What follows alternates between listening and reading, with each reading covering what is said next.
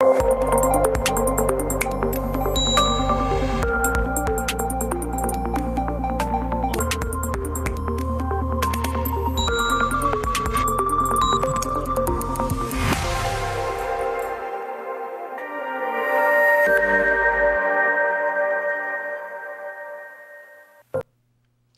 evening, viewers, and welcome to another program of Political Scope. I am Stacey Carmichael James, and with me this evening is the Minister of Labor, the Honorable Dr. Nanda Gopal, where we will be discussing pertinent issues in the labor sector.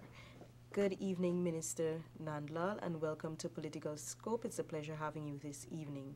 Oh, it's a pleasure being here, Stacey, and I'm looking forward to a very informative evening. Thank you. The first thing I want to ask you, Minister, is could you briefly tell us what were some of the developments in the labor sector over the past year and a little bit before, prior to last year? Well, I'd like to start with employment protection as a major issue, major development for workers over the last decade or so. To begin with, is that we have been able to enact several pieces of legislation touching most importantly on the termination of employment and severance pay. There's one governing trade union recognition, and then there is a very important one under the anti-discrimination law. But more importantly, there's a massive piece of legislation, occupational health and safety. With that, we are seeking to introduce regulations in several sectors. That is, we've already prepared these regulations, and they're with the Attorney General's chambers. Regulations pertaining to the mining sector, regulations for manufacturing, and in addition to those, where employers refuse to employ persons who are afflicted by disease, but all around the world there is very good treatment in Guyana, where I think people can live a normal life, having been diagnosed with this dreaded disease. And so we passed that, enacted that regulation, and it was seen as a welcoming sign.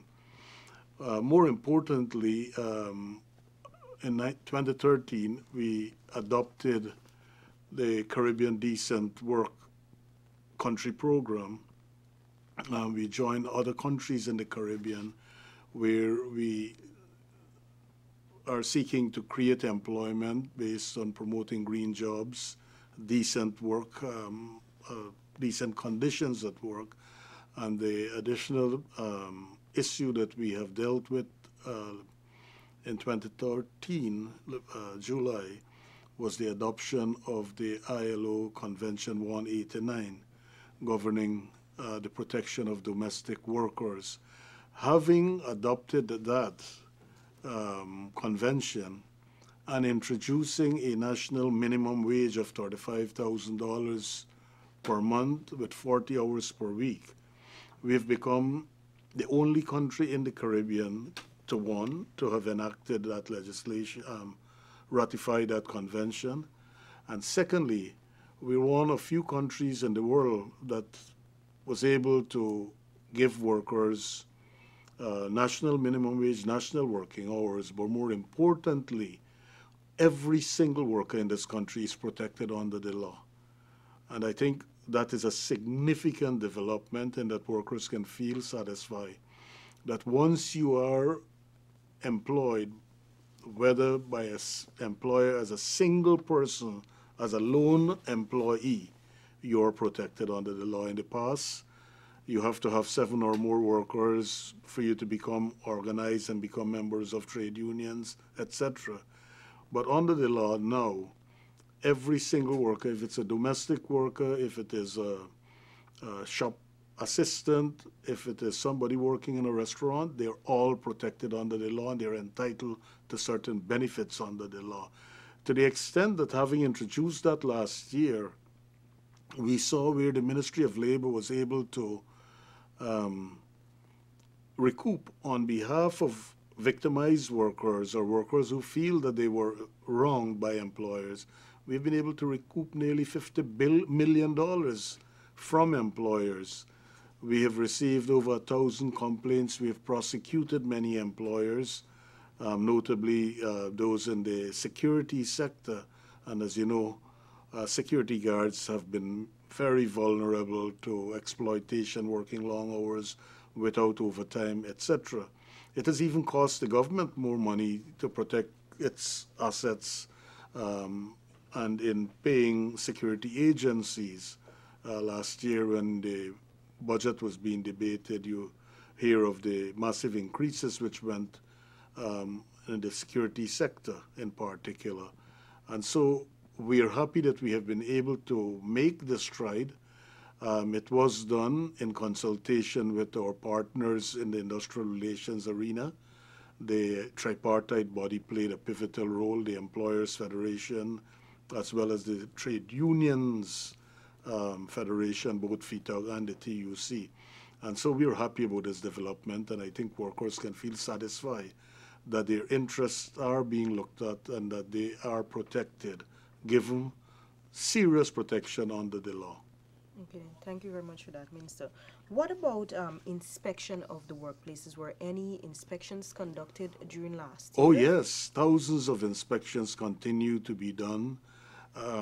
We carry out inspections in several entities. We don't have to have a complaint, but we want to ensure that these workplaces comply with safety measures, that they comply with the rules and regulations to ensure workers are given proper accommodation, seating is there, that they're given the proper time off at the right intervals, and that they are not made to work long working hours, and that they are being paid for the time they're working. During the course of those inspections, we have found some infractions on the part of employers.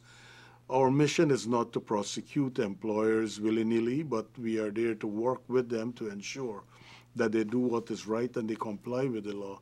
And very often we have found that in talking to them, they find our visits refreshing and they work towards correcting any defects that they may have at their places of work or at their business or wherever workers are. In addition to that, we do inspection of the register, and we collaborate with the NIS, we collaborate with several other agencies, the Guyana National Bureau of Standards, we collaborate with the Forestry Commission when it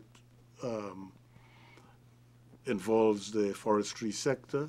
And so with that type of collaboration, we are able to achieve much more in that we look for NIS benefits, we ensure that, these health and safety issues are complied with, and that all the other regulations pertaining to tax and what have you are complied with. So when we do an inspection, it is a thorough inspection. The other agencies can feel comfortable, and it is in that regard when they do an inspection we feel comfortable. So we don't try to duplicate. We don't try to duplicate. We try to cover as many workplaces as possible, especially those that are not represented by trade unions. And on that same note, Minister, were there many complaints of industrial accidents for 2014? Yes, there were hundreds of accidents, industrial, reported, and they have to report under the law. But there were 10 fatalities, and that's a concern to us. And I want to appeal to employers as well as trade unions and workers' representatives to ensure measures are taken to have absolute safety at workplaces. The mining sector is posing a little bit of threat, a little bit of challenge in this regard because some of the accidents occur in the mining sector. We are working with the Ministry of Natural Resources and the Environment, and we have been able to formulate the regulations after massive discussions with them. And so we're hoping when we introduce the regulations, we'll be able to have compliance by mining companies, and that we'll be able to minimize accidents. But we should not have 10 deaths in the mining or at the industrial level in this country. There are 10 too many. Any country would want to minimize accidents and want to eradicate fatalities at the workplace. If precaution is taken and if proper safety measures are observed, we will be able to minimize deaths and accidents. The sugar industry is noted for several small accidents, slip and fall, cutting of hands, etc., because of the type of activities that they're engaged in. They've taken good steps to improve on the application of fertilizers and pesticides and weedicides, etc. And by and large, we are encouraging employers to create safety committees at workplaces where you have large employment, and that the safety committee play a pivotal role. It will involve both management and workers' representatives, because when accidents occur, it affects not only the person who is a victim, but it affects employers too. It costs the employers, and it costs them quite a lot. So it's better to take the preventative way than to go through the process which will cost you. One of the areas that is of concern to us is the construction industry, where we have found employees wearing slippers, climbing up ladders, and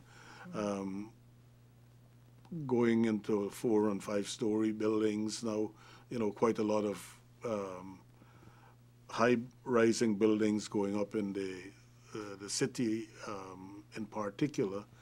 And we are insisting that hard hats be worn and proper safety gears be worn, especially safety shoes and other equipment, masks to cover the face to avoid dust inhalation, and we are taking steps to visit these workplaces to ensure that contractors comply with the law.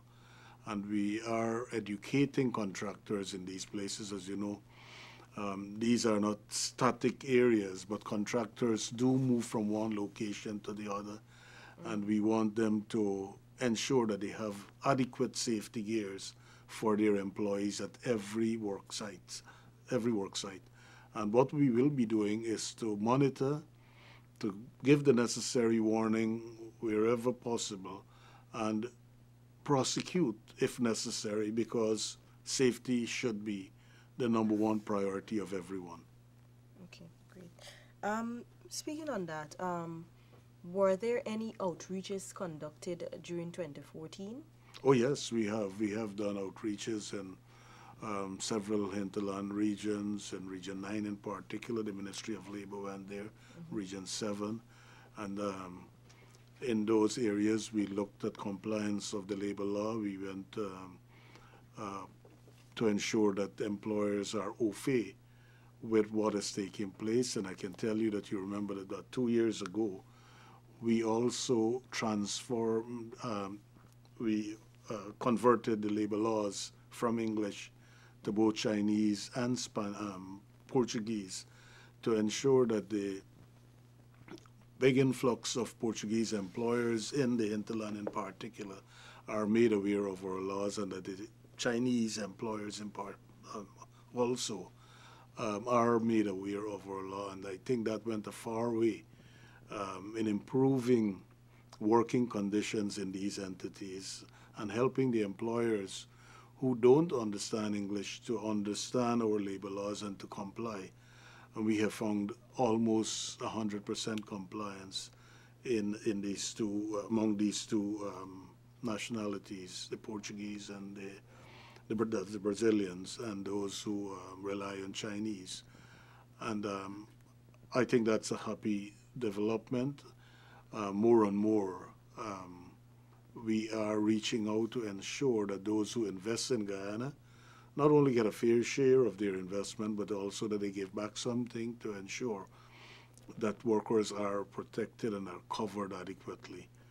And so the inspections in the outlying areas have been targeting employers to comply with the laws as well as to understand our laws, and wherever they don't, we help them by giving them these translated copies of our labor laws, main labor laws.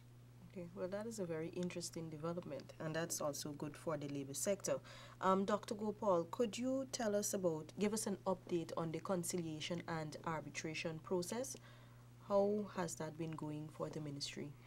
Well, the conciliation and arbitration process is an area that the ministry has been actively involved in, and we have been able to carry out our mandate as fully as possible in this regard. Whenever there have been requests for conciliation, we intervene. We've resolved several issues at that level, and there was one or two cases which went last year to arbitration.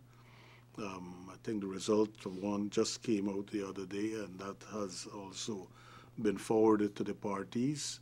Once it reaches arbitration stage, we don't have any. It is done by mutual consent or at the consent of either party, or at the arbitration could be imposed by the Ministry of Labor if national interest is threatened. That is Section 41C of the Labor Act. But we have not introduced that or invoked that clause for the last 2 years.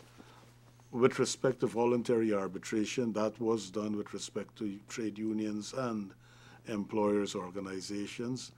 Collective agreements continue to be negotiated, and the ministry countersigned several of those agreements between unions and employers. Of note would be agreements signed by the GLU, by NASI, by GAU, by the GW, to name a few, CCW. Then there is also a process of signing trade union recognition agreement. Polls have been held to determine the issue of trade union recognition. There has been one inconclusive poll survey, and that has led to a poll being set up. It will be done soon. So the mechanisms are there to resolve disputes, to ensure that disputes are resolved without the recourse of industrial action. We can follow the procedure throughout to ensure that once the regulations governing industrial relations are observed, there ought not to be industrial stoppages. That the ministry is there to facilitate the position to bring total resolution of these matters.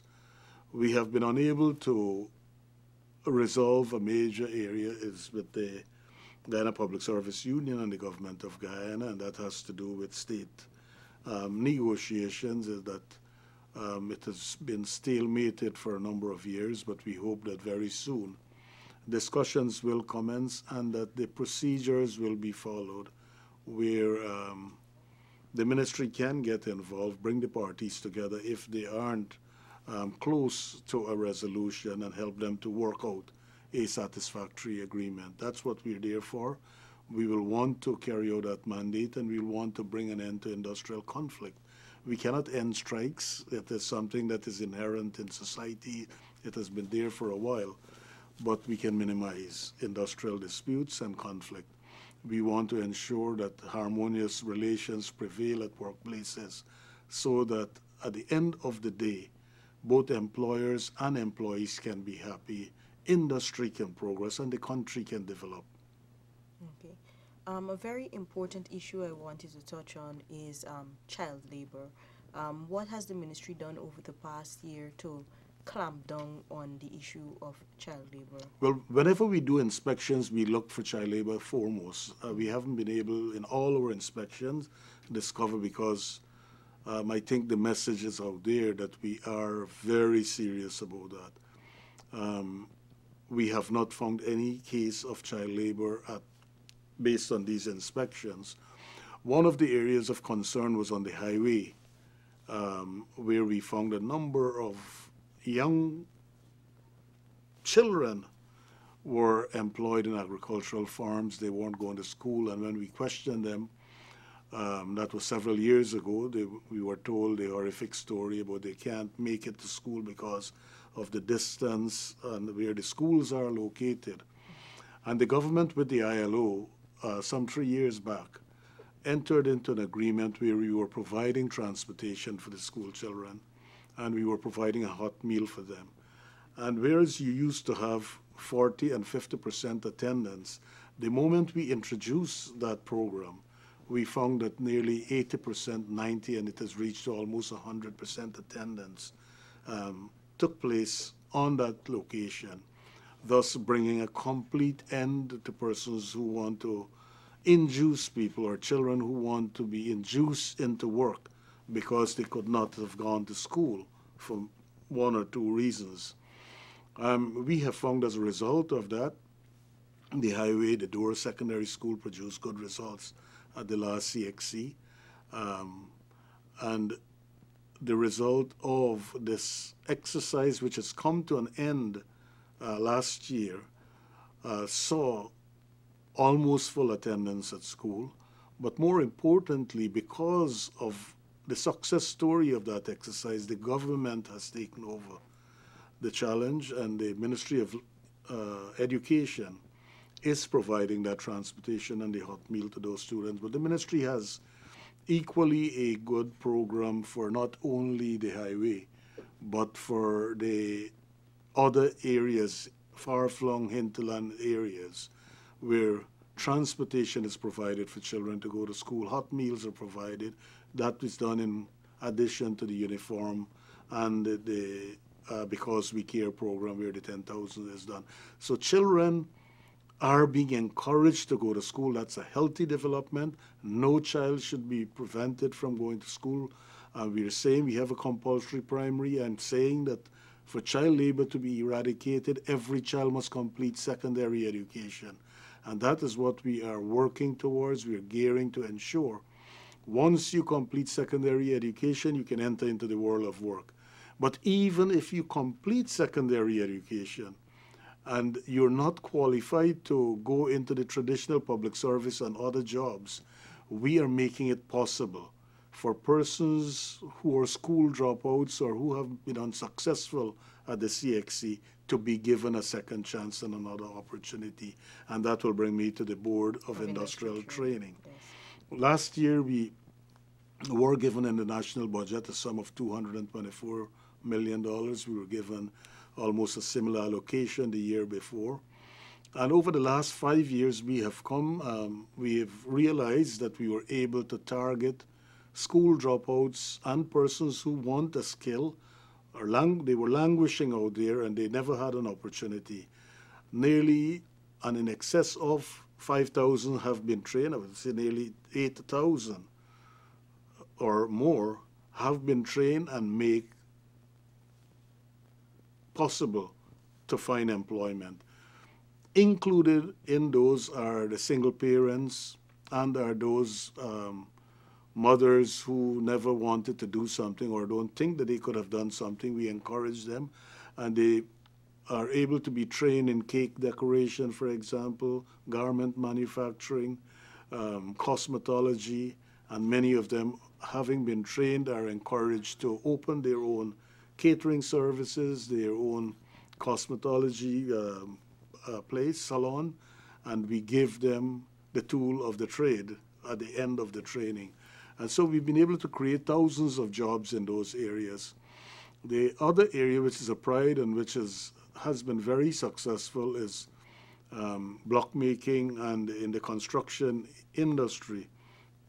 Hundreds of young persons who were school dropouts had no opportunities, have been given the opportunity to be trained in block making.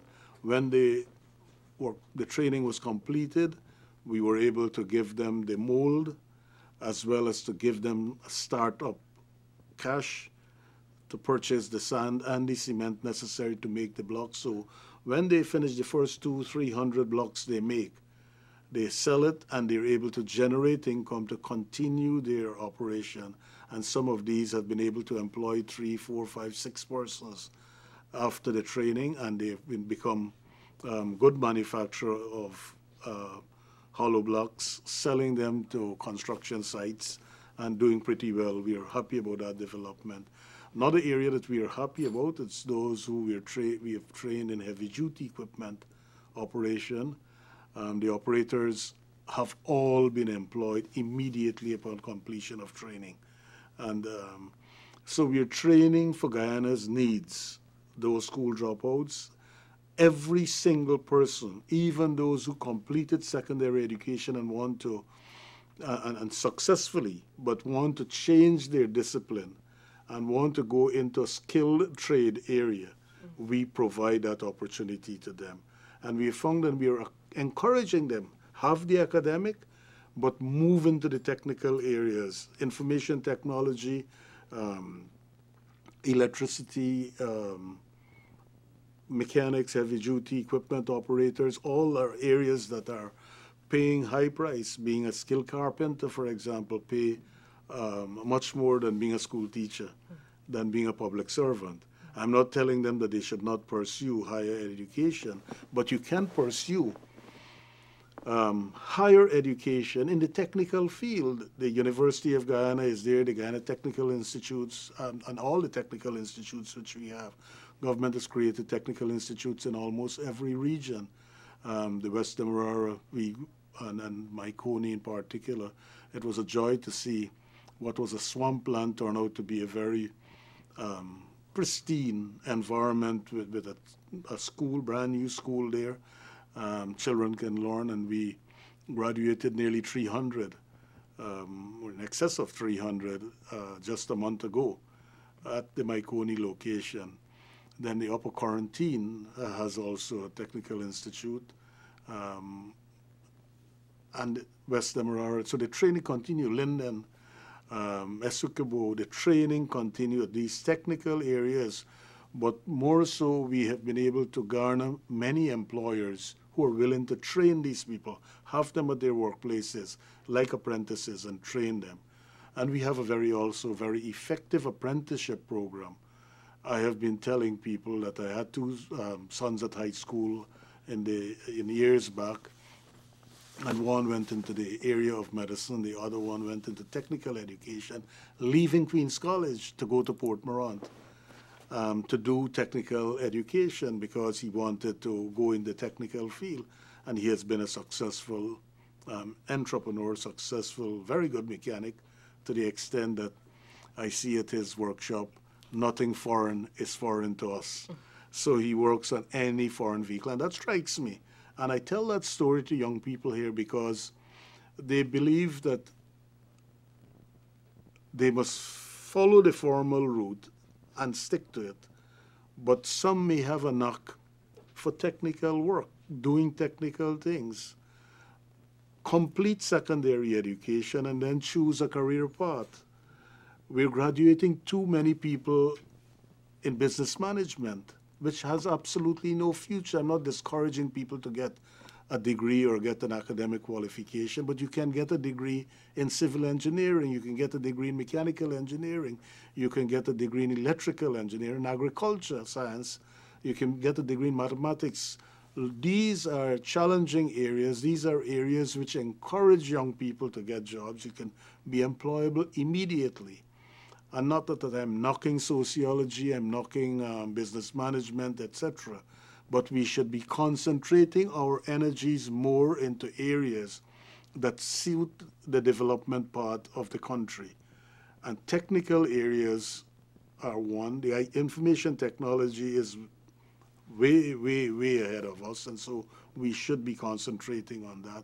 And I'm telling young people, and I'm urging young people to look into a different direction. If you choose business management, you would not be able to move with the speed with which you can move into another discipline. It's your choice. The opportunities are limited. There are not many managers that are needed, and so I'm appealing to them and parents to guide your children and to carry them through an area that can make them employable immediately and to give them opportunities in life.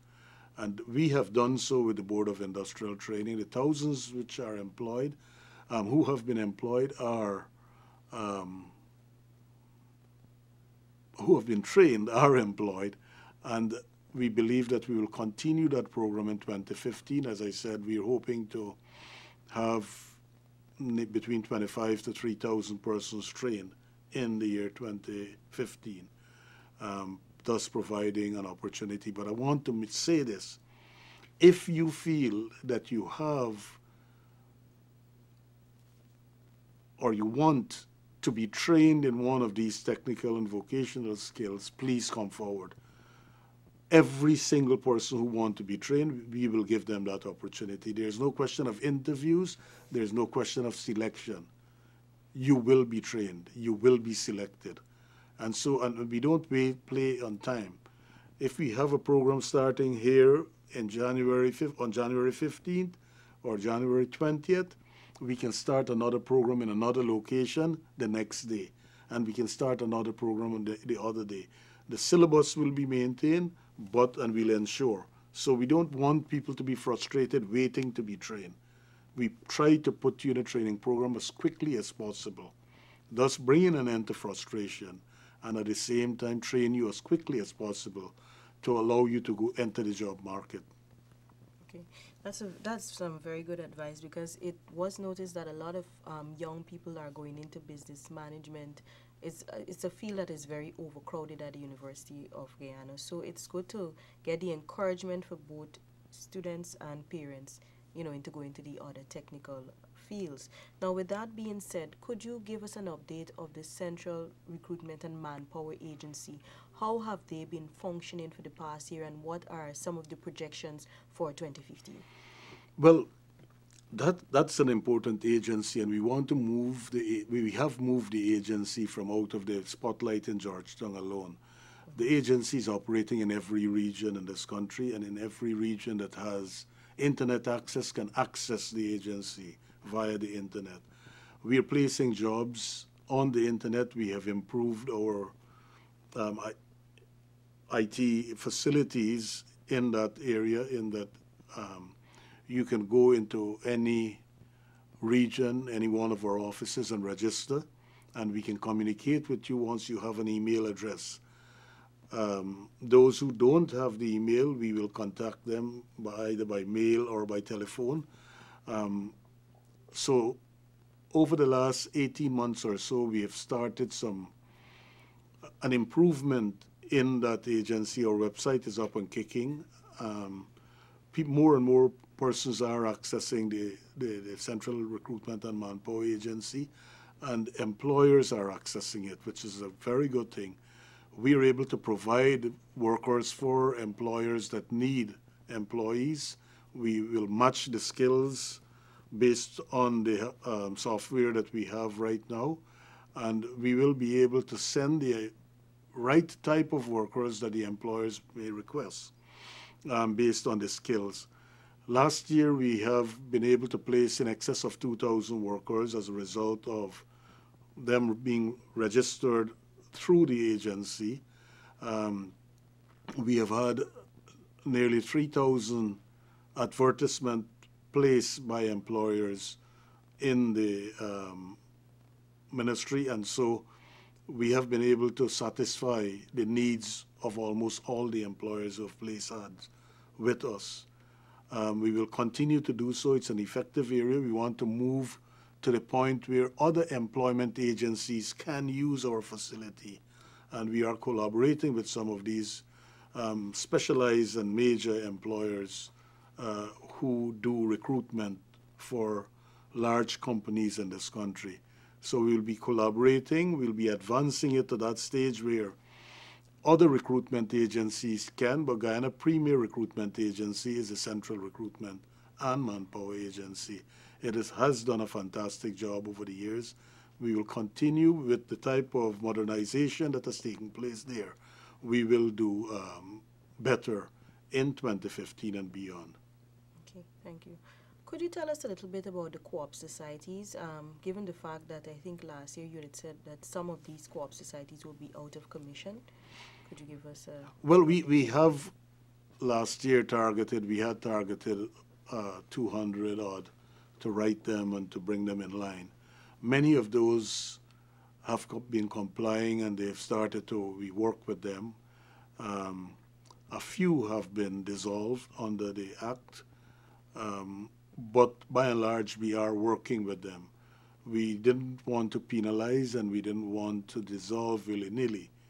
We wanted to ensure that they know and understand the law and comply with the law and the regulations governing co-op, to ensure that the system is not abused, where when you form a co-op, it should be equal shares, or the differential should be small, but we found that many persons were exploiting the system or becoming large landholders as a result of breaching the system and using the system.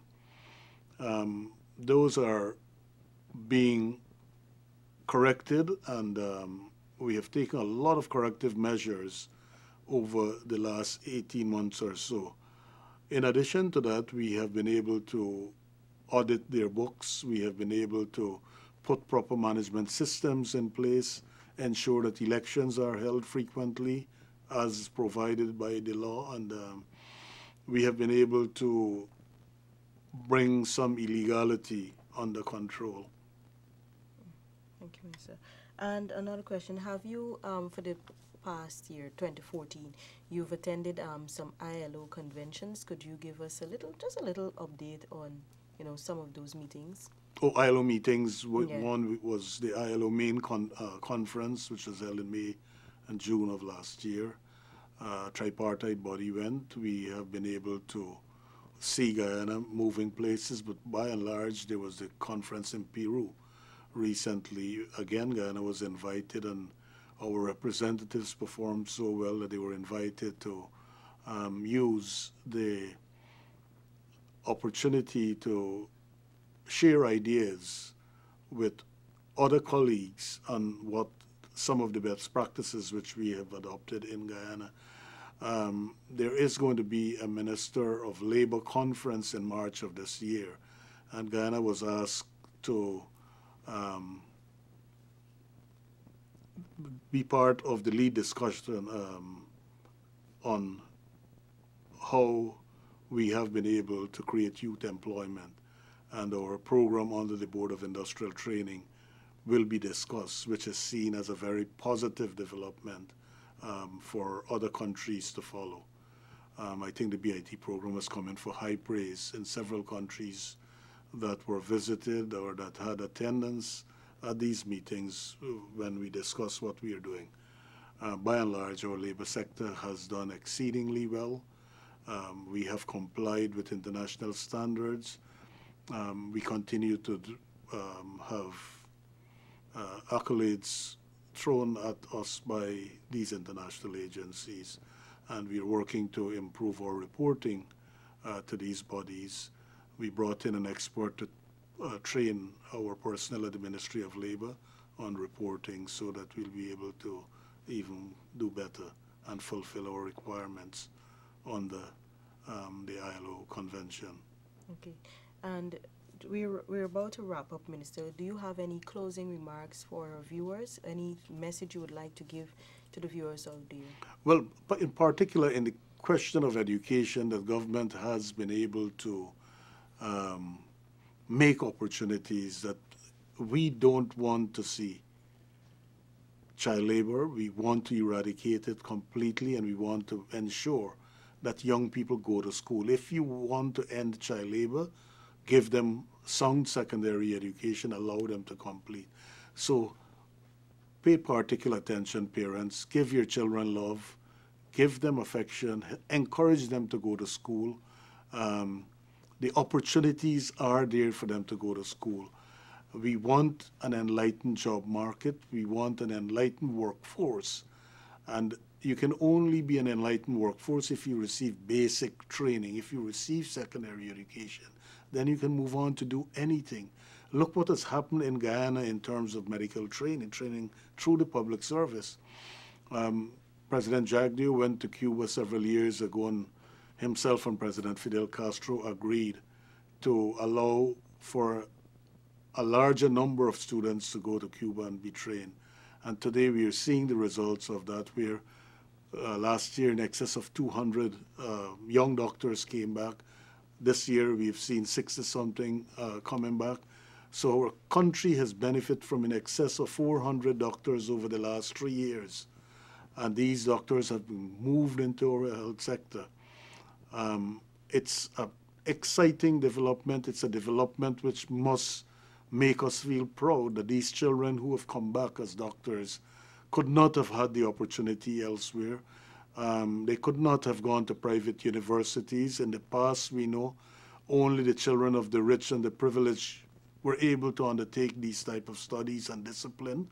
And today, the opportunity abounds that we are seeing hundreds of poor people, children becoming doctors, children of cane cutters, children of farmers, children of carpenters, and peasants from every region and every walk of life. And having said that, I want to appeal to the parents to understand that our children can be whatever they want to be. The opportunities are there in this country for them to do so. Encourage them to go to school, encourage them to choose a career path, and encourage them to follow that path with discipline. Study hard, and the sky will be the limit. Right then. Thank you so much for those closing remarks, Minister. And it was a pleasure having you today on Political Scope. I do look forward to another interview with you sometime in the future. It is my pleasure, and I always will be delighted to be there. Okay, thank you. And thank you so much, viewers, for joining us on another program of Political Scope. My name is Stacey Carmichael James, and do have a pleasant evening. Goodbye for now.